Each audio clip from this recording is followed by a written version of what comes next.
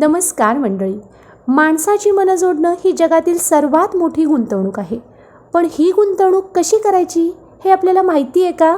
आज आपण ब्रह्मचैतन्य श्री गोंदवलेकर महाराज यांच्या एका अत्यंत व्यावहारिक आणि मार्गदर्शक विचारावर चर्चा करणार आहोत. महाराजांनी 15 मेच्या प्रवचनात सांगितले आहे की कोणाचेही मन न दुखवता सर्वांशी प्रेमाने कसे वागावे. चला तर मग जाणून घेऊयात आनंदी जीवनाचं हे गुपित. महाराज एक खूप सुंदर उदाहरण देतात.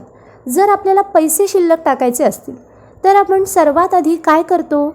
आपण आधी कर्ज होणार नाही ह्याची काळजी घेतो आणि मग खर्च कमी करतो. नेमका हाच नियम आपल्या आयुष्यातील प्रेमालाही लागू होतो.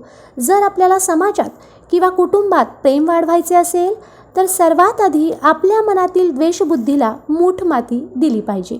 दुसऱ्याबद्दल वाईट वाटणे किंवा द्वेष करणे हे एका कर्जासारखे आहे.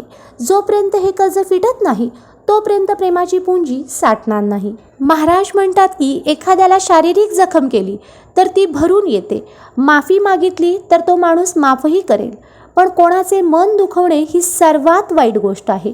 भगवंताने स्वतः सांगितले आहे की विभूतीमध्ये मी मन आहे.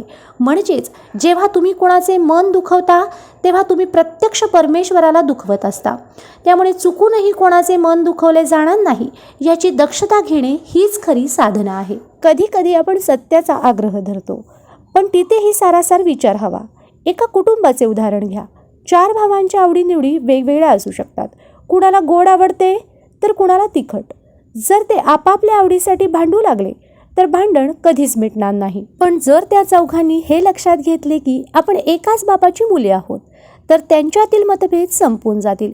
कुटुंबात आनंदाचे वातावरण निर्माण करण्यासाठी एकमेकांच्या लहान सहान चुकांकडे दुर्लक्ष करणे आणि आपण सर्व एक आहोत ही जाणीव ठेवणे आवश्यक आहे. महाराजांनी साधकांसाठी एक खूप मोठी कसोटी सांगितली आहे. आपल्या घरात इतके प्रेम असावे की घर सोडून गेलेल्या व्यक्तीला पुन्हा त्या वातावरणात आपण कधी जातोय असे वाटले पाहिजे. म्हणूनच आजपासून आपण एक संकल्प करूयात.